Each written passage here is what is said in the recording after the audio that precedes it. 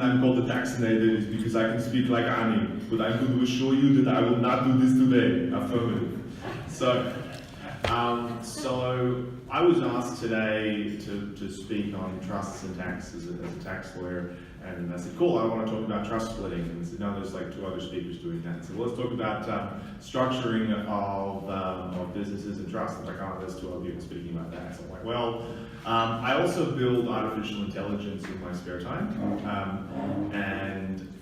So I said, I'm going to just do a mega mix of stuff that I find really fun.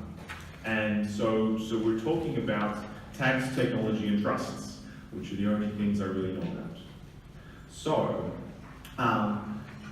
if you have any questions or wish to debate or argue, please interject. Happy to go off on tangents, have a bit of fun. And some of these things I'll cover, go straight to the point and say, here's what the answer is. And some answers you can get more out of if you say, why? So if you think that I'm glossing over on something, I'm happy to have that fight and delve deeper, perhaps clarify things. But otherwise, this should just be an entertaining stroll through the only things I can do. So, first of all, thinking about technology, can you swear oath on an iPad? This brings up some interesting ideas of what constitutes a document. Now, if we want to swear an oath, like the seriousness of this is if you're swearing an oath of office in South Australia, or Australia generally, if you do it incorrectly, your office is out. If you're the Premier and you screwed up your oath, you're no longer Premier. There was an amusing tale of a lawyer in South Australia who decided that he's not going to swear his client's oaths on a Bible, but instead on a dictionary. And he did this for the reason that if his clients were found to have sworn something untrue, then they would perjure themselves by swearing something untrue on oath. But instead, if they haven't administered their oath correctly, they can't have perjured themselves. This worked really well because a client perjured themselves, and then they said, you've perjured yourself on oath, and he says, no, I swore it on a dictionary, got off, and then the Supreme Court struck him out. So if you're a practitioner and you are swearing oaths on a dictionary, you will shortly not be a practitioner. So it's important that you don't screw this up. The stakes are actually quite high for the practitioner. So, can you swear oath on an iPad? So, you have to administer it on a Bible. Now, of course, you can do an affirmation. It's really simple. I affirm X, Y, Z. But that's really not as interesting here. So we want to swear an oath. It must be a Bible. And in fact, in some of the definitions, in certain types of oath, it must be a King James Bible. And for this, it is any part of the Old or New Testament. So it could just be a fragment. If you had a nice piece of scripture, I would say that you would be able to swear on that. But it must be those. It can't be the Quran, or can't be the Mormon Bible. And and it's not affected by whether you have religious belief or not. So if you are an atheist, you can still swear on a Bible, even though it probably isn't binding towards you.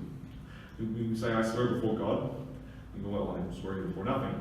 But it's still, that conduct still binds you, and you don't have to be tested upon that. So, can you swear oath on an iPad? So we're now going to look at what constitutes a book. You must swear, a Bible is a book. A book can be an electronic device. So you can bring it up on an iPad. iPad constitutes a book because it is stored on there. And now it gets interesting. Can you swear on a USB drive? Do you want to have a show of hands? Who votes yes? Yes, one, yeah, Brett? Who votes no? Okay, no one votes no. Okay, yeah. So the document is stored on there. It constitutes an electronic record, so you can swear on it. as long as it's there. Even though it doesn't display on a screen, it doesn't necessarily have to display on the screen. Now, so you can walk around with a USB. I've got one right here, and I have a copy of the King James Bible on there. But if I swore on it and the copy wasn't there, or it was corrupted, I would be potentially at risk of being struck off. So don't do so glibly. Now, if it's corrupted, it's still have fragments of it. Depends on how corrupted it is. I mean, so if it's not readable, and this is the next point. Like, so it needs to be something that is retrievable, but not something that you can necessarily immediately retrieve. So you might say, I only have Apple devices and I can't plug my USB drive in. Or what if I have the Bible on a cassette tape for data storage from an Apple computer from the early 70s or late 70s? I mean, someone somewhere can retrieve it. It still constitutes a document, but it's going to be hard. You need a very specific device. But what if it's stored on the cloud? And what if it's just cached on your screen?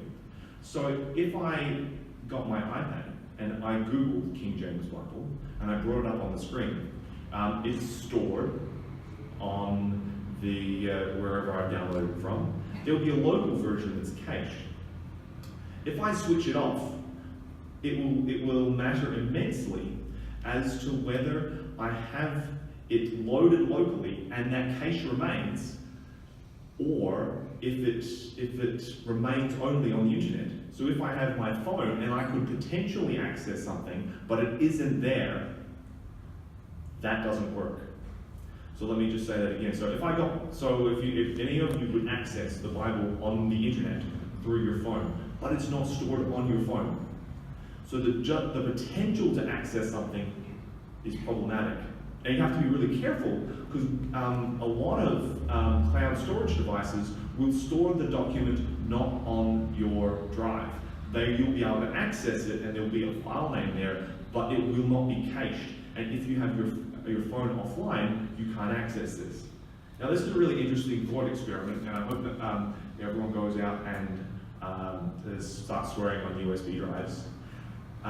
But the broader implications of this is what constitutes a document. Like, this definition feeds into data retention, where you keep things.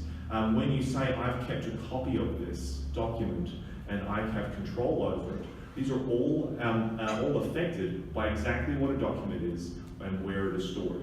So while it's an interesting thought experiment, it does have some more broader implications. So continuing electronically, is your electronic signature binding? So the reason why this matters is because of the statute of frauds. The statute of frauds says that certain documents must be in writing. So while I could say, I sell to you this clicker for $10, an oral contract is perfectly fine. If I say I'm going to sell to you Blackacre, Blackacre must be in writing. And certain other types of document deeds, the contracts to convey things must be in writing. But there's a pretty long history of electronic correspondence being accepted as being in writing. As we see from 1870 in Goodwin and Francis, a telegram was accepted as being fulfilling the writing requirement when they accepted a contract for sale of land. So we're a long way past telegrams. And the reason this is worth pursuing is because as lawyers, or as people who deal with lawyers, we're so used to printing things off, signing them, scanning them in, and someone says, I want the original copy. You go, what's it? Is it original or is it a copy? That's my English grammar joke there. Anyway, no one laughed. That's fine. Just leave it hanging. That's fine.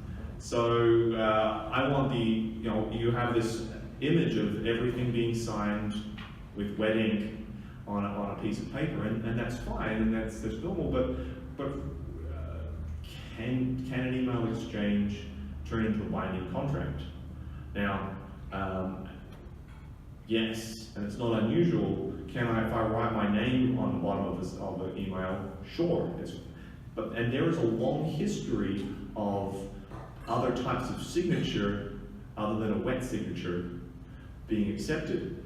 People have been using seals, on your signet ring or some kind of stamp, or even something that's typed to be acceptable as your signature.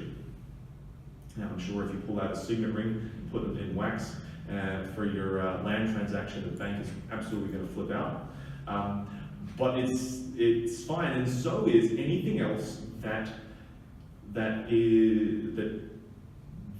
meets the specificity of identifying who you are. So typing your name at the bottom of the email, clicking I accept on a button, obviously even having a scannable wet signature. You can go all the way to something, having a cryptographic key, having some kind of card with a cryptographic key on it is really no different to carrying around a signet ring.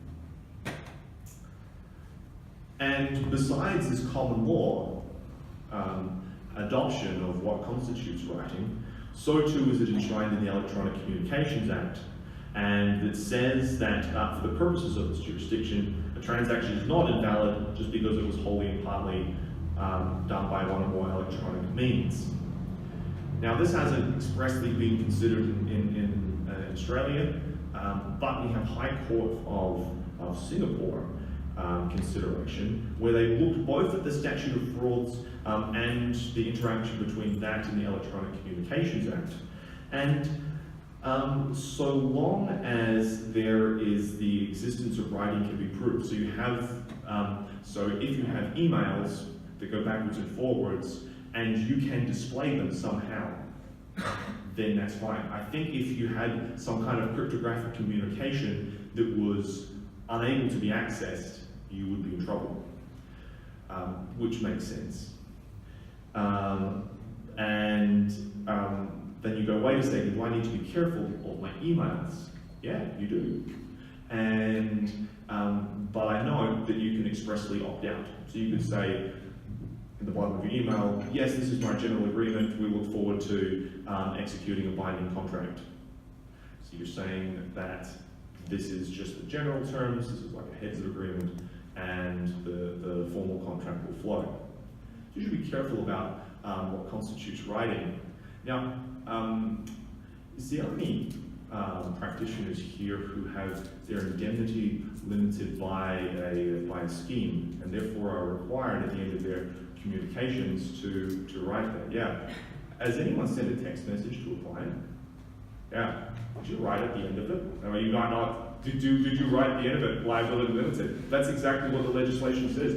You must write at the end of every communication you have with a client that your liability is limited. So if I send a text message that says, okay, thanks, I have to then go, liability limited by scheme under professional the Insurance Act. Like that's, there are some weird parts here. I'm actually don't have my liability limited because I have a lot of electronic communications, and for the reason that it's totally impractical for each one of those communications to have that sentence at the bottom. I'm like, not going to limit my liability because there's no way that I could meet that under black letter law. So, what about if we have trust deeds? Can we execute these? Now, so I've seen some electronic documents and then been asked by banks to certify that they are correct. And this is funny. So someone gets an electronic, like a trust deed, they sign the line, they send it off to the bank, and the bank says, wants you to certify that this is a true copy of the original. I'm like, what do you want me to do? Like, this is the original, you have it. So maybe I say, hey, you should send me back your one so that you don't have it anymore. So it's important that if you're certifying something, that you're so if someone who is authorized to certify something to be a true copy, you need to know that it's a true copy. So again, this is one of these things. If you like, it seems a fairly simple thing to do, but if you're wrong about it, then that's bad. I think it would be difficult for you to certify an electronic copy of something that someone else has done, if it exists only electronically, because unless you go into some kind of thorough electronic investigation of the history of it. I have certified documents that I have signed in front of clients because I'm pretty confident that it's right. It's pretty clear that this is the copy. I saw them witness that, I saw them sign it. But when someone requires a certified copy, whatever that means electronically, and we're trying to meet some kind of anachronistic set of rules by an organization that doesn't understand that if I've signed this electronically, that is the original, or rather it is exactly the same. So you can do this, but now I note that electronic communications, so under the Electronic Transactions Act, okay, so there is a carve out for certain types of documents, but doesn't apply to dealing with land. So I haven't really worked out what exactly that carve out works to. I think it's just some more like limited edge cases. I would, but for the second sub regulation, I would have thought that it applies to land. But because we have electronic conveyancing, I think that carve out has been itself carved out. Now I note that for a transfer of land in South Australia, you can do it entirely online.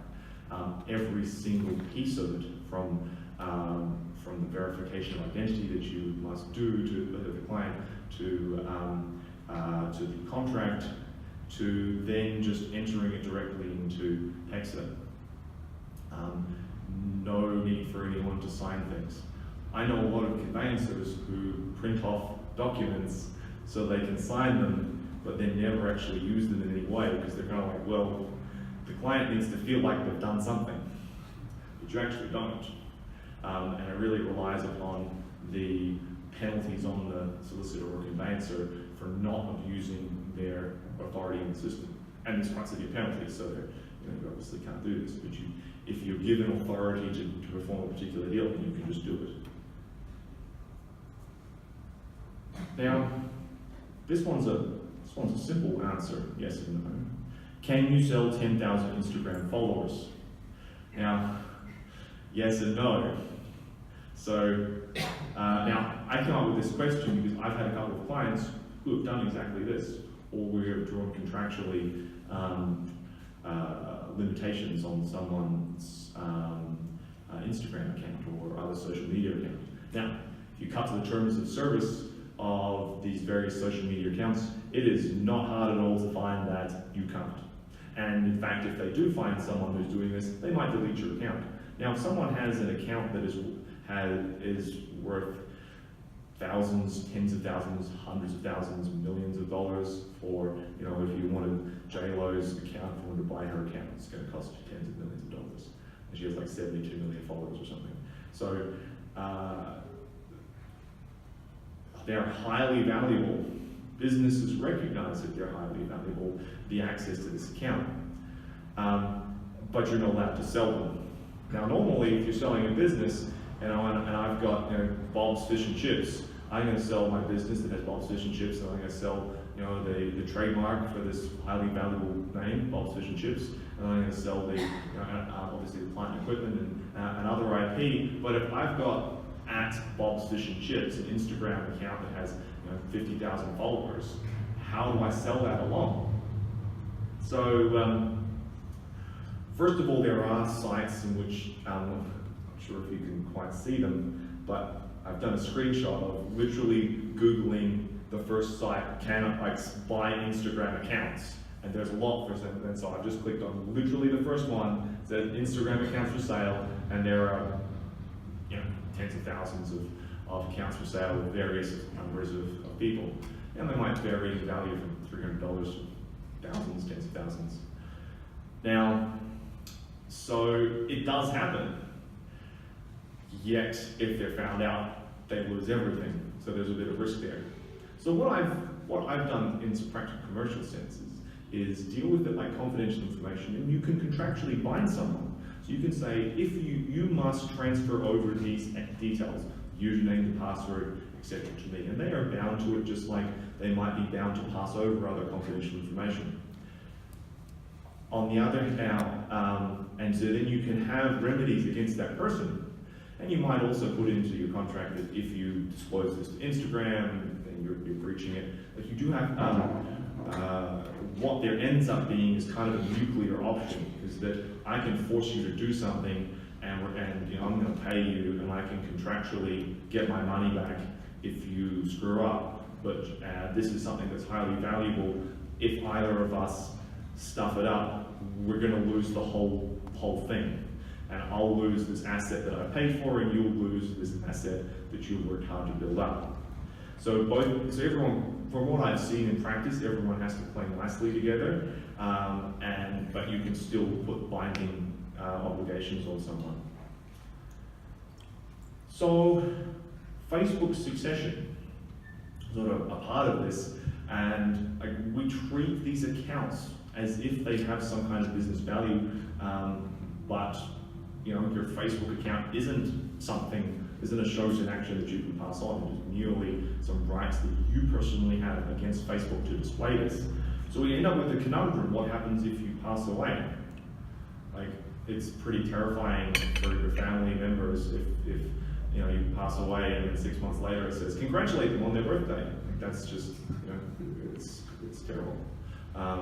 So there are a few things, and one is like, if I die, there's an app that you can install that you set instructions for when you die.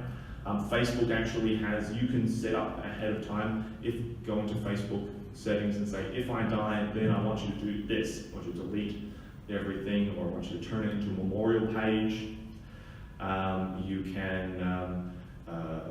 You can also go into Facebook, you can download all of your data. You can do this from most of your major, you know, your Google, your Apple, and stuff like that. You can download all of the data they have created about you. And actually doing that for LinkedIn, that one's really cool, because every contact that you have puts in your email address. And so if you go download my data in LinkedIn, you suddenly have like 3,000 people's email address. So, with your Facebook memorial page, your family members or friends can send a note to Facebook saying, this person has passed away, turn it into a memorial page. Similarly, they can request its deletion. So now I'm going to talk about some cryptocurrency stuff. So this is the tax section, and so I've talked about some technology stuff, some law, and so now I'm going to talk about Bitcoins. So the first thing to think about is what exactly constitutes a cryptocurrency. What you have is a private key which gives you access to a public key, which is like your bank address details. It's like, so you've got like a password and you've got a bank account number. You've got these two things together. And these operate on to take part in a general ledger, like accounting. You have a general ledger. This is a general ledger of all transactions, and this general ledger is stored on a computer program that is operated distributively across potentially millions of people. So, and you have access to that general ledger to perform actions on it according to its set of rules. That's my 30-second summary of how cryptocurrency works. Sorry for anyone who's like enthusiastic. Oh my God, you just left out the most important thing. Like, this is, for present purposes, I think I hit all the boxes. So, now let's think about its legal nature. If we're going to deal with it, is it a contract? I mean, who's it a contract with? Is it a contract with anyone else? You haven't paid in there. Now, I've got to say that if you have a digital wallet, so for example, there are a number of companies like Coinbase who will keep track of your private key for you and manage this. You obviously have a contract between them. And you have a contract according to the terms of service, and they will look after your bitcoins or other cryptocurrency. But if you're and most people access through that service. So generally when I see people talking about crypto, they're talking about like it at the purest version where you're interacting directly with the network, and almost no one does, for the last 4 or 5 years. Like that's why it's become popular, because you don't need to learn coding and spool up like a really specific program on your computer. So you might have a contract with them, but you don't have a contract generally. So even looking at more purely, so at the you have confidential information. Now, is it an asset? Now, when the ATO have looked at this, they've said this is a CGT asset because of the broad nature of CGT.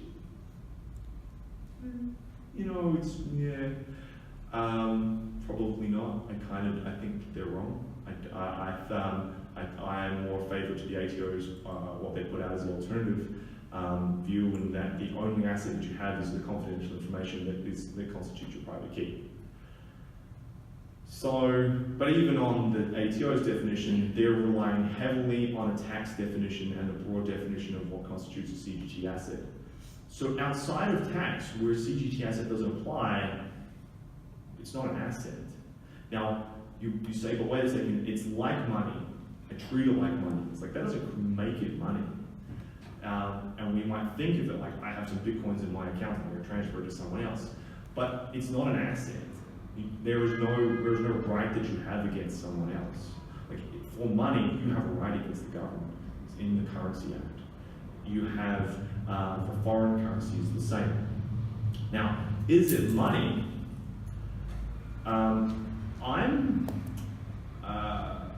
I'm more on board with the idea of the major cryptocurrencies, probably Bitcoin, Litecoin, probably no Ethereum, constituting as a foreign currency. And the reason for this is that they are treated as currency amongst a large number of people. Now, when the ATO has looked at their definition of what constitutes a currency, they use a Moss and Hancock definition, which is an 1860s case, that talks about currency as being the thing that passes through the community, passes from one person to another. That is fantastic if we're talking about physical currency. It is unfortunately about 400 years out of date at the time, because it didn't take into account the concept of an accounting ledger. Now, if you're an accountant and you go, I go to my bank, if you think when you go to the bank you have money electronically, which 99% of us do, and you think that if I'm recording a loan against you, or I'm recording that I'm holding money for your benefit, that written record records money and can transact it, your ATO's Moss and Hancock definition is out of date. Maybe if you only deal in physical coins, I can see how you'd support this. On a more technical basis, the ATO's definition of money was then taken up in Messenger Press, which is a full court case. But then that was later overruled.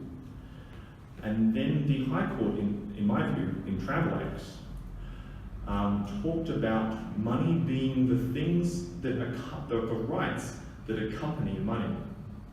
Now, Justice Hayden in Travelex spoke of examples of, if I take money, like it's just worthless bits of token. Like I could take a coin and put it on a railroad track to flatten, or I could use it to unscrew a screw, or fold up some notes and use them to prop up a table.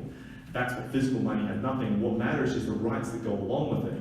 So if I put money into the bank, I have put money in the bank, and there are rights, the rights that flow along from me to the bank. The bank then records them. When we have an electronic transaction, those rights travel forward to the next bank, and so on and so forth. And this matches For example, comments of Lord Denning, who had, when he's spoken on bills of exchange and how they can constitute money. Unfortunately, there has been some, I think, mixed. There's been a couple of judgments based on messenger press before it was overruled that looked at whether money doesn't constitute, whether like a promissory note, say, constitutes money and payment. There was a New South Wales case where someone was making a contribution to their superannuation, and it was held that that was not a payment for purposes of to affect their stamp duty exemption. Notwithstanding that, there have been later cases that have said that there is, and if you look at, say, the ATO, various rulings, they are quite comfortable with you being able to make a payment with a, say, a promissory note or a bill of exchange. So, if you want, in my view, if you want to accept checks, banking system, the last 500 years of accounting, you should take, you should expand the definition of currency beyond what the ATO says. So therefore, something that is generally used as currency would be picked up as currency.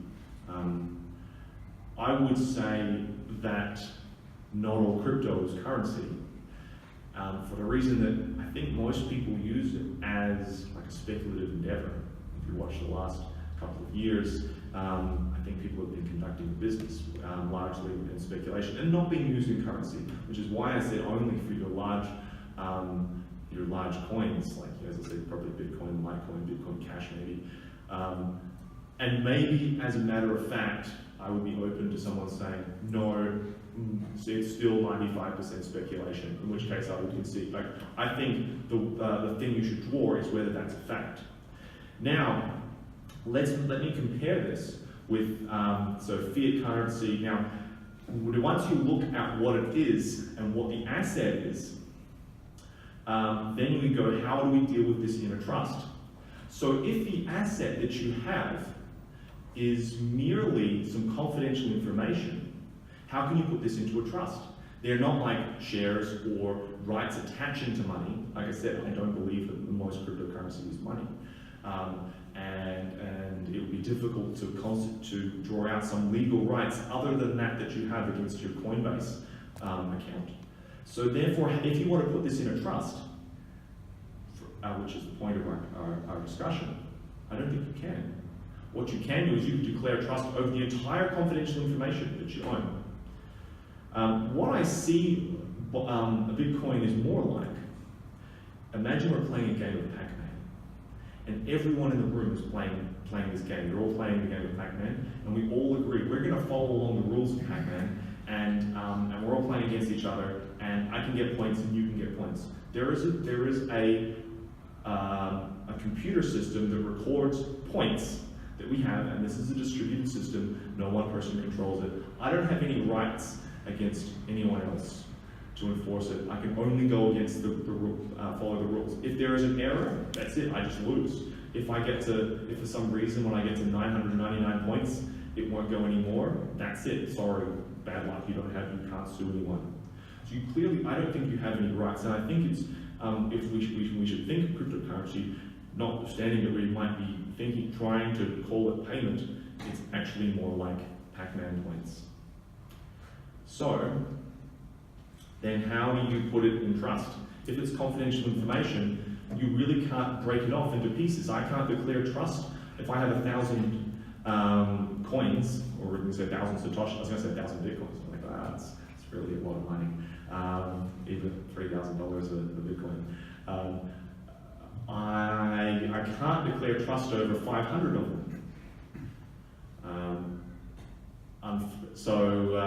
I can't just say I'm holding these in trust, or I have purchased these in trust.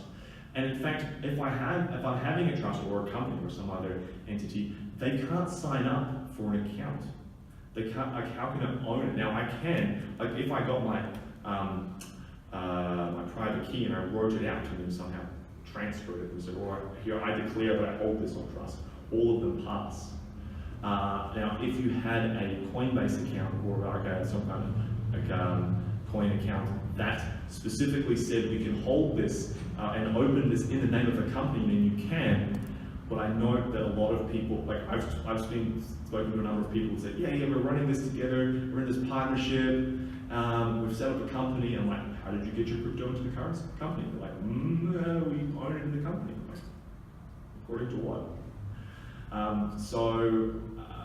I think it can be done. I think if you are very specific of what you're transferring in there, so you need to look, and particularly if someone owns like 50 different types of crypto, you're going to need to pay a lot of attention.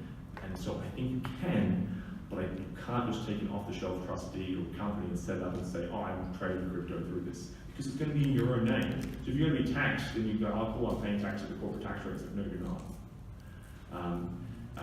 Interestingly though, I think, and this is the one tax issue that I think is totally underappreciated in crypto, and I've pointed out to the tax office, in some, when they've asked for submissions and had chats with people, and I don't know, it hasn't really been taken up as much. I think most people who own crypto own it as trading stock.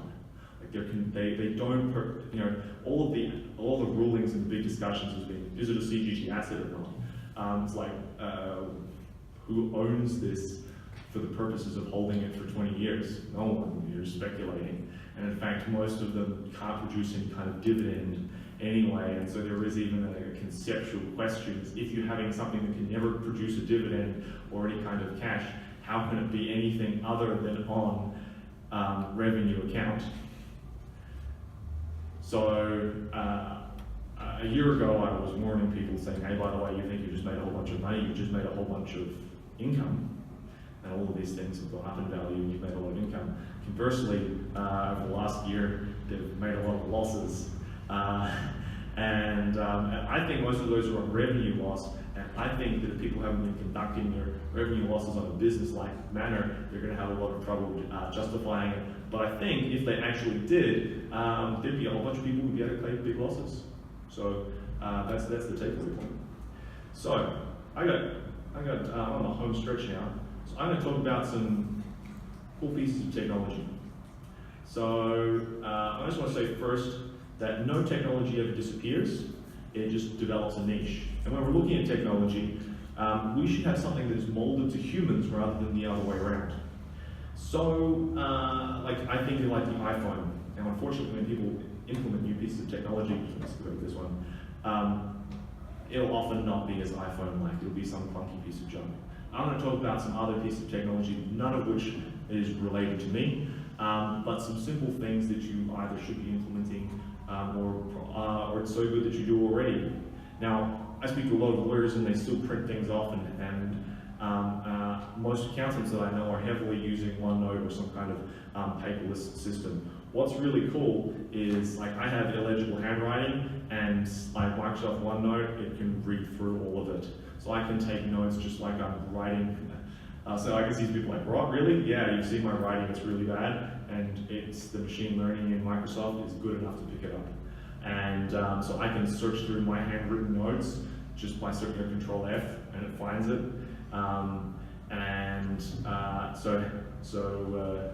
We now have, I can have all of my files in a virtual folder, it's searchable, and it's fantastic for Teams. So, now these slides are going to be sent out shortly afterwards, so if we're buzzing through them, if you want to go home and keep a copy of these ideas, you'll get it in a second. So this is what a filing system might look like. I've got an email, so I can take an email and then I can write on it next, just like I would with an ordinary email. Or an ordinary piece of paper that I printed off. So that's really what we're trying to match, rather than the idea that everyone's going to become typists. Because ultimately we're not. Technology should match us, rather than us moving to match technology. So, I've had an adventure over some years.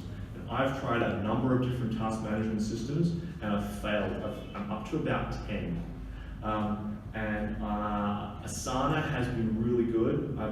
It's worked for me, but there are some others for keeping track of tasks within a team. At the moment, I'm actually using OneNote and building something basically by handwriting it, so it matches your kind of handwritten stuff but my whole team can see it. But really we want to keep track of things. Now one of the difficulties with a professional is you don't just have one big engineering project that you're working on, you've got like 30, 50, 100 clients.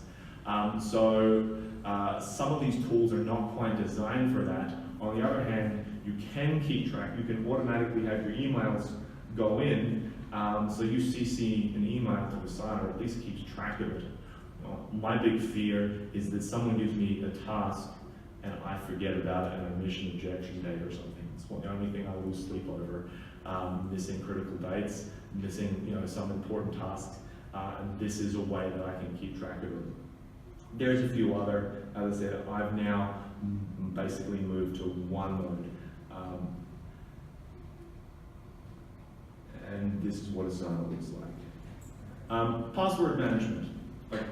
We all have to have 15-letter passwords that have a combination of hieroglyphs and upper and lower place letters. I use LastPass. It keeps control of everything. Put all of my passwords in there, and I just need my one password for LastPass. It means it generates really long things, like long passwords for me. It costs about like $5. And if I want to share passwords with someone, instead of saying, hey, my password is Adrian 1234, I can just say here's a specific one-time access for you, so you can, if I want to share it with a team member. Really simple. Now, often have people talk about security, and they're like, what happens if I send this? Like over in tax, we'll deal with the ATO who will say, oh my God, we can't send you an email because it's insecure. Instead, we want to send you a fax. And I remember having an office where the ATO would send us faxes, and it was literally in an open room where other people could access, and it was literally insecure, and I was always concerned about it. So, but if you go, hey look, I really want to actually have some secure communications, two options that I would recommend. One, Wickr, which is Malcolm Turnbull uses, which is like a secure messaging app. And for emails, I'd suggest ProtonMail, which is a free, secure mail system that's based in Switzerland. Now, why do you do this? I've had some discussions with clients that just because of the nature of what we're discussing or their, say, fame, like, if it doesn't matter about legal professional privilege, if someone in the office reads it and then tells their partner, like, it could be really damaging, just because they're trying to keep something under wraps or want to keep some higher level of communication. I've had another client who was having a fight with their franchisor, and they were worried that all of their communications in their phone and their laptop were being monitored. So this was set up. This is a way of being able to communicate in a secure manner, so they can get legal advice without the person that they're having a dispute with reading every one of those. So there's some alternatives: Signal, Facebook Private Messenger. If you're under 25, use Snapchat. Again, so we have, you can talk freely about issues. You can detect screenshots. Now, if you're planning a firm change, or want to break away from your existing firm, rather than just having a Gmail account, maybe have all these discussions via like an encrypted message service or something where you can control to make sure that every email you send is deleted after 24 hours or an hour of being read. I'm going to finish there, talking about the cloud. I'll just finish on this one. We have a whole bunch of cool cloud services. And we use like Xero, or use Google Drive, or use Office, and a whole bunch of other cool stuff. But none of them really talk to each other unless you decide to connect a whole bunch of APIs for yourself. Zapier is a really cool tool in which you can set up simple programming for yourself with no code background. You just set up an if this then that statement. So like, if I get an email that says this, print it off for me, or if I get some contact details from here, send it into Xero, or all sorts of just simple office automation. And you just really thinking about your small practices here, and you go, I wish I just had a way of doing this thing. And I don't want to hire a computer geek. I just want to tinker around with myself. Like this is really powerful. You can do a whole bunch of really cool things, and all of these things cost like less than $20. So here you can connect up. If I put data into a spreadsheet, or someone puts the data into a form on my website, I'm like, there's a new row coming from a form. I'm going to create a client in my client software. I'm going to create a new project, and then I'm going to update a contact in Xero. Like, bam, all of my things are playing well together. Done. Any questions? Just on the electronic signature side of things and emails, if other people can access your emails and they're all your electronic signature, does that void any agreement potentially that you entered on that? So if you would have to show that someone else has done this. So just and that you haven't given them access and delegated the authority to them to do this. So even looking at our Telegram case from 1870, they said to the Telegram operator, "I want you to send this." The court said, "You have delegated your authority to sign this to your Telegram operator, and they have sent it on your behalf." So if I said to my secretary, "I want you to send an email on my behalf accepting this," that's fine. Now, if she broke in and accepted and says, "I accept a contract to transfer all of Adrian's interest in Blackacre to his wonderful secretary," obviously, like that's fraud.